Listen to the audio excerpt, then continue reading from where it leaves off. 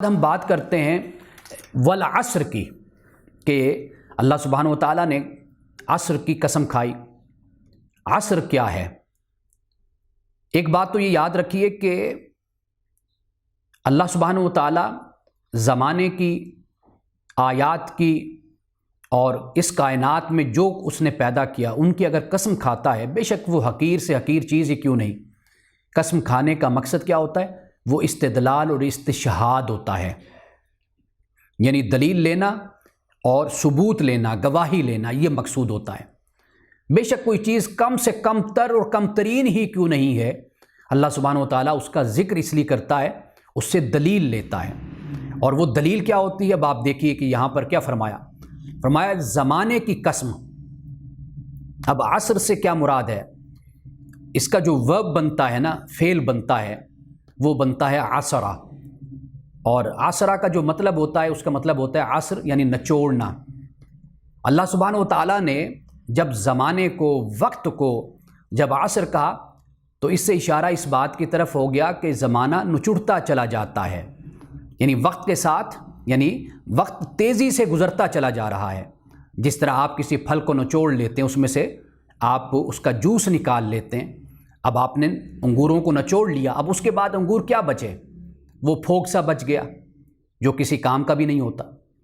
تو یہاں پر جب عصر زمانے کو کہا گیا، وقت کو کہا گیا، تو عصر کا مطلب ہوتا ہے نچوڑنا۔ تو اللہ سبحانہ و تعالیٰ نے اس بات کی طرف اشارہ کر دیا کہ اے انسان، اے غافل انسان، ذرا اس بات پہ غور تو کر کہ تیری گھڑی، تیرا وقت، تیرا لمحہ تو اس سے گزرتا چلا جا رہا ہے۔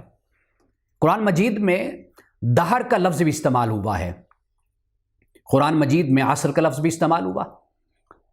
حل اتی علی الانسان حین من الدہر، کہ یقیناً انسان پر ایک زمانہ وہ بھی گزرا، لم یکن شیئا مذکورا، کہ جب یہ کوئی قابل ذکر شے ہی نہیں تھا، ایک زمانہ وہ بھی گزرا۔ دہر یعنی دہر یہ مجموعی طور پر زمانے کو کہا جاتا ہے، اور عصر جب بولا جاتا ہے تو اس سے مراد زمانے کی تیزی ہے، تیزی سے گزرنا ہے۔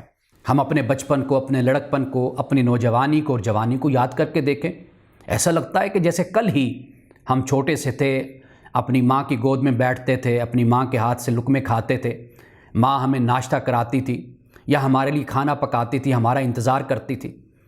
وہ لمحے، وہ وقت ایسے لگتا ہے کہ جیسے کل کی بات ہے۔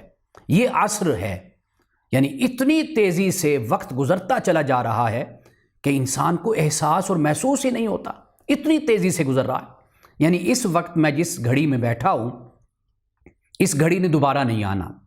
اب یہ گھڑی بہت ہی تیزی کے ساتھ گزر گئی، پھر دوسری گھڑی، پھر تیسری۔ یہ لمحہ، یہ ساعت، یہ وقت، یہ زمانہ، یہ تیزی کے ساتھ گزرتا چلا جا رہا ہے۔ تو اللہ سبحانہ و تعالیٰ نے عصر کی قسم اٹھائی۔ یہاں پر بعض مفسرین نے کہا کہ یہاں عصر کی قسم جو ہے، اس سے مراد وہ صلاۃ الوسطیٰ ہے۔ صلاۃ الوسطیٰ سے مراد یعنی نماز عصر۔ اس کا ذکر میں کئی مرتبہ پہلے بھی کر چکا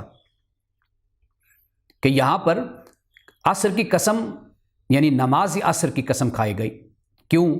اس لیے کہ نماز عصر دن کے زوال پر ہے، یعنی دن گزر رہا ہے، اب شام اور رات کا وقت آ رہا ہے، یہ دن کے زوال پر عصر کا وقت ہے۔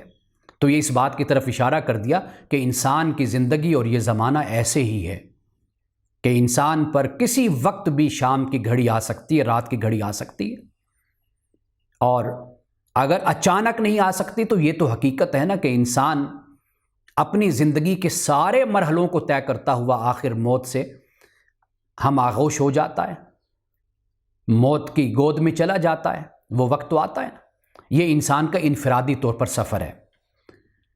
اس لیے بعض مفسرین نے کہا کہ وہ جو والصلاۃ الوسطیٰ کہا، وہ جو نماز عصر ہے، وہ در حقیقت یہاں پر اس کی قسم کھائی گئی۔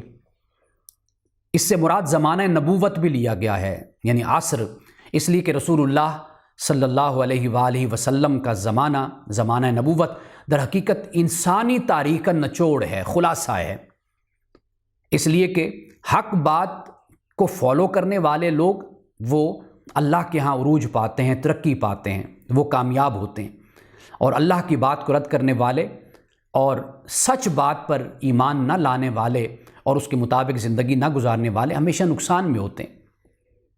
تو رسول اللہ صلی اللہ علیہ وسلم کے زمانے کی اللہ نے قسم کھائی، یعنی اس طرف اشارہ ہو گیا کہ اگر کسی نے انسانی تاریخ کا مطالعہ کرنا ہے، قوموں پر کس طرح عروج و زوال آتا ہے، قومیں کس طرح تباہ و برباد ہوتی ہیں، قومیں کس طرح ایک وقت ہوتا ہے کہ اپنے عروج پر پیک پر ہوتی ہیں، پھر کس طرح وہ زمین پر آ گرتی ہیں، پستی کا شکار ہو جاتی ہیں، پھر کس طرح اللہ سبحانہ وتعالی حق کو سربلندی عطا کرتا ہے، یہ معزول ہونا، یہ عروج، یہ ترقی، یہ تنزل، یہ زمانہ نبوت سے، رسول اللہ کے زمانہ رسالت سے دیکھا جا سکتا ہے۔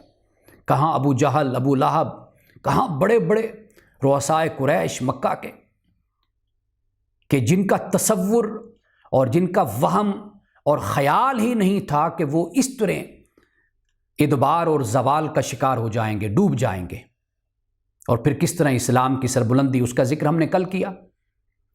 تو گویا کہ زمانہ نبوت در حقیقت انسانی تاریخ کا، زمانہ انسانی کا نچوڑ ہے، جس کی اللہ سبحانہ وتعالیٰ نے قسم کھائی ہے، اور اس عصر کا تعلق فرد سے بھی ہے اور انسانیت سے بھی ہے، دونوں سے ہے۔ فرد اپنے اندر دیکھے کس طرح ایک وقت ہوتا ہے کہ جب اس کی جوانی اپنے عروج پر ہوتی ہے، شباب اپنے کمال پر ہوتا ہے، پھر کیسے ہوتا ہے کہ انسان آہستہ آہستہ ڈھلتا چلا جاتا ہے۔ چند سال ہی ہوتے ہیں انسان کے پاس عروج کے اور طاقت کے اور قوت کے، پھر اس کے بعد انسان کس طرح پستی کی طرف یعنی زوال کی طرف پھر انسان جانا شروع ہو جاتا ہے۔ قرآن پاک ان تمام مراحل کو بیان کرتا ہے، اور اس کے لیے بہت اچھا جو ابھی میرے ذہن میں خیال آیا، مقدمہ ابن خلدون کو پڑھا جا سکتا ہے۔ علامہ ابن خلدون جنہیں ہم سوشل سائنٹسٹ کہہ سکتے ہیں، یعنی سماجیات کے ماہر اور سائنسدان، اگر ان کا مطالعہ کیا جائے تو انہوں نے بتایا کہ قومیں کس طرح زوال پذیر ہوتی ہیں، اور ایک خاص مدت ہے جو قوموں کو عروج نصیب ہوتا ہے، اس کے بعد پھر زوال شروع ہو جاتا ہے۔ تو یہی معاملہ ہے جسے قرآن پاک والعصر میں بیان کرتا ہے۔ تو یہ زوال اور یہ زمانہ تیزی سے گزرنا، یہ فرد کی زندگی میں بھی ہوتا ہے اور یہ انسانیت کی زندگی میں بھی ہے۔ اقوام کی تاریخ کو پڑھ کر دیکھ لیجئے، افراد کی تاریخ کو پڑھ کر دیکھ لیجئے، جماعتوں اور گروہوں کی تاریخ کو پڑھ کر دیکھ لیجئے کہ کس طرح عروج اور پھر اس کے بعد آہستہ آہستہ زوال آتا چلا گیا۔ قرآن پاک اسی کی طرف اشارہ کر رہا ہے۔ بڑی خوبصورت بات ہے جو امام رازی رحمۃ اللہ تعالی علیہ نے بیان کی ہے۔ وہ ایک بزرگ کا قول نقل کرتے ہیں، وہ کہتے ہیں کہ بزرگ فرماتے ہیں کہ میں اس دن والعصر ان الانسان لفی خسر کو سمجھ پایا کہ جب میں نے ایک برف بیچنے والے کو دیکھا کہ وہ لوگوں کو صدا دے رہا تھا اور کہہ رہا تھا کہ لوگوں رحم کرو اس شخص پر کہ جس کی زندگی کی پونجی پگھلتی چلی جا رہی ہے، والعصر ان الانسان لفی خسر، کہ رحم کرو اس شخص پر کہ جس کا سرمایہ گھلتا چلا جا رہا ہے، اس شخص پر رحم کرو۔ تو در حقیقت وہ بزرگ کہتے ہیں کہ میں نے والعصر ان الانسان لفی خسر، در حقیقت اس برف والے سے میں نے سیکھا کہ حقیقت یہی ہے، انسان کا سرمایہ حیات، سرمایہ زندگی، سرمایہ وقت، سرمایہ زمانہ، سرمایہ ساعت، سرمایہ گھڑی، یہ آہستہ آہستہ گھلتا اور پگھلتا چلا جا رہا ہے، اور انسان ہے کہ غافل ہے۔ اللہ پاک نے اس لیے پہلے سورۃ التکاثر کو بیان کیا، پھر اس کے بعد سورۃ الہمازہ کو رکھا، یعنی یہ بتایا کہ دیکھو یہ دونوں لوگ اخلاقی اور معاشی طور پر جو کرپٹ لوگ تھے اور ہوس ناکی کا شکار تھے، وہ نقصان والے لوگ ہیں۔ اگر تم نے فائدے میں رہنا ہے، کامیاب ہونا ہے اور فوز و فلاح تم چاہتے ہو، کامیابی اور کامرانی چاہتے ہو، تو آؤ میں تمہیں ایک نسخہ بتاتا ہوں، اس نسخے کو تم اختیار کر لو۔ یہ ہدایت ہے، یہ رہنمائی ہے تمہارے لیے، اس کو اپنے پلے باندھ لو۔ حضرت امام شافعی رحمۃ اللہ تعالی علیہ آپ فرمایا کرتے تھے کہ اگر مسلمان اس پر غور کریں، سورۃ العصر پہ، اس پہ تدبر اور تفکر کریں، غور و فکر کریں، اس کو اپنے پلے باندھ لیں، تو امام شافعی فرماتے تھے کہ یہی صورت مسلمانوں کی ہدایت، رہنمائی اور ان کی زندگی کے لیے کافی ہے، سورۃ العصر۔ اور صحابہ کے بارے میں آتا ہے کہ جب وہ ایک دوسرے سے ملا کرتے تھے، ملنے کے بعد یعنی جب جدا ہونا ہوتا تھا، ایک دوسرے کو سی آف کرنا ہوتا تھا، اس سے پہلے اسی سورت کی تلاوت کیا کرتے تھے۔